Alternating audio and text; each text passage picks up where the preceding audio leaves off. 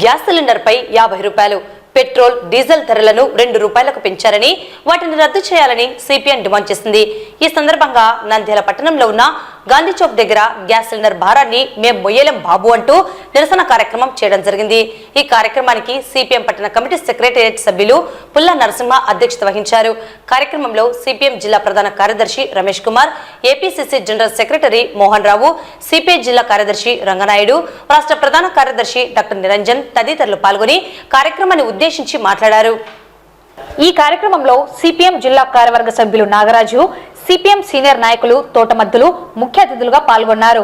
ఈ కార్యక్రమంలో సిపిఎం పట్టణ కమిటీ సెక్రటేరియట్ సభ్యులు వెంకటలింగం, పట్టణ కమిటీ నాయకులు శివ, జైలాన్ మరియు నాయకులు నాగన్న, సాయి, వంశీ, సాయి, సందీప్, కిషోర్, రాజేష్ తదితర నాయకులు పాల్గొన్నారు. 50 రూపాయల వ్యవహారానికి సంబంధించి దేశవ్యాప్తంగా ఈరోజు ప్రజానీకం బగ్గుమంటున్నారు. కారణం ఏమిటి అంటే మొత్తం ప్రపంచవ్యాప్తంగా క్రూడ్ ఆయిల్ యొక్క ధరలు తగ్గిపోతా ఉంటే మన దేశంలో దాని నుంచి వచ్చేటువంటి పెట్రోల్, డీజిల్, గ్యాస్ ఇటువంటివన్నీ ధరలు పెంచుతూ పోతున్నారు. మరి దుర్మార్గం ఏంటంటే డీజిల్ మీద 2 రూపాయలు, పెట్రోల్ మీద 2 రూపాయలు పెంచుతూ అసలు మేమేం పెంచలేదని, అంటే లీటర్కు 2 రూపాయలాగా పెంచితే కోట్ల లీటర్లు రోజుకు అమ్ముడుపోయే ఈ దేశంలో ఎన్ని వేల కోట్ల రూపాయల యొక్క ప్రభుత్వం దండుకుంటా ఉంది అనే విషయాన్ని ప్రజానీకం కూడా అర్థం చేసుకుంటున్నారు. ఈ రోజు ఆ గ్యాస్ ధరలు పెరగడంతో గతంలో 40-50 సంవత్సరాల క్రితము కట్టెల పొయ్యిలు ఏ విధంగా అయితే ఉపయోగించుకున్నారో మళ్ళీ ఎన్నికిపోవాల్సిన పరిస్థితి అనేది ఈ దేశంలో మహిళలకు రాబోతా ఉంది. మహిళా రాజ్యం మాదని చెప్తున్నారు. వాళ్ళు మహిళలకు చేసేది ఇదేనా? ఇటువంటి అన్యాయం చేస్తూ ఉంటే చూస్తూ ఊరుకున్నటువంటి మన యొక్క రాష్ట్ర ప్రభుత్వం, చంద్రబాబు నాయుడు గారు చెప్పే మాటలేమో చాలా ఘనంగా ఉన్నాయి. ఏం మాట్లాడినా గత ప్రభుత్వాన్ని గురించి మాట్లాడడం తప్ప తను ఏం మంచి చేయబోతున్నాడో చెప్పేదానికి ఆయనకు చేతులు లేవు. ఏ మాత్రం కూడా తాను ఇచ్చినటువంటి ఆ యొక్క 6 అమలు చేసేదానికి ఆ యొక్క చేతులు రావడం లేదు. ఇదిగో నేను ఆ యొక్క దాన్ని ముందుకు తీసుకుపోయేదానికి నేను ముందుంటున్నాను.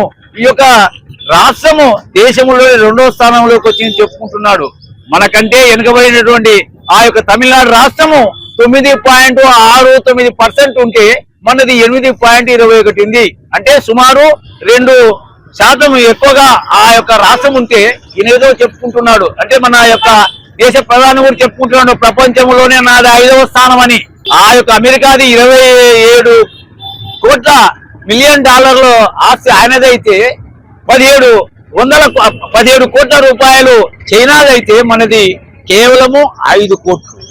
5 కోట్ల మిలియన్ డాలర్లు 27 కోట్ల మిలియన్ డాలర్లకి ఎంత తేడా ఉంది చెప్పుకోవడానికి ఏమాత్రం సిగ్గుపడడం లేదు.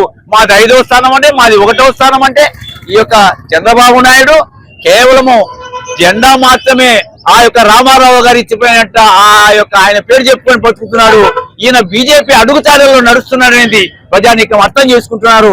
అందుకని ఇప్పటికైనా సరే చంద్రబాబు నాయుడు ఆ రోజు ఏదైతే మాట ఇచ్చాడో ఆ మాటకు కట్టుబడి ఉండాలా. లేదనంటే ఆయనకు వచ్చే కాలంలో పుట్టగతులు ఉండవనేది సిపిఎం పార్టీగా మేము తెలియజేస్తున్నాం. కేంద్ర రాష్ట్ర ప్రభుత్వాలు అధికారంలోకి రాకముందు మేము వీనికి అధికారంలోకి వస్తే ప్రజలందరూ సుభిక్షంగా ఉంటారు, సంతోషంగా ఉంటారు, ధరలు అనేది పెంచమని చెప్పి కేంద్ర రాష్ట్ర ప్రభుత్వాలు ఆ రోజు ఎన్నికలకు ముందు మాట ఇచ్చినాయి. ఈ రోజు అధికారంలోకి వచ్చి 10 నెలలు కాకముందే ప్రజల మీద భారాలు వేపి ప్రజలు నడ్డి విడిచే పరిస్థితి ఈ రోజు కేంద్ర రాష్ట్ర ప్రభుత్వాలు కనపడతా ఉంది. గ్యాస్ ధర ఈ రోజు 50 రూపాయలు గ్యాస్ ధర పెంచినారు. దేశవ్యాప్తంగా 9,000 కోట్ల రూపాయలు ఈ రోజు ప్రజల మీద భారం పడతా ఉంది. అదే విధంగా పెట్రోల్ డీజిల్ ధరలు కూడా పెంచినారు. పెట్రోల్ డీజిల్ ధరలు పెంచడం వల్ల 32,000 కోట్ల రూపాయలు ప్రజల మీద భారం పడతా ఉంది. మొత్తం 40,000 కోట్ల రూపాయలు ఈ రోజు ప్రజల మీద భారం పడతా ఉంది. ఆ రోజు ఎన్నికల ముందు మీరేం చెప్పినారు? మేము అధికారంలోకి వస్తే ధరలు తగ్గిస్తాం, ప్రజలు బాగుంటారని చెప్పినారు. మరి ఈ రోజు సిపిఎం పార్టీ మేము ప్రశ్నిస్తా ఉన్నాం, మీరు తగ్గించే ధరలు ఇవే కాబట్టి కేంద్ర రాష్ట్ర ప్రభుత్వాలు 2 ఆలోచించుకోవాలా, ప్రజల మీద భారాలు లేకుండా చేయాలని చెప్పి సిపిఎం పార్టీగా ఈ రోజు ప్రభుత్వాలను ప్రశ్నిస్తున్నాం.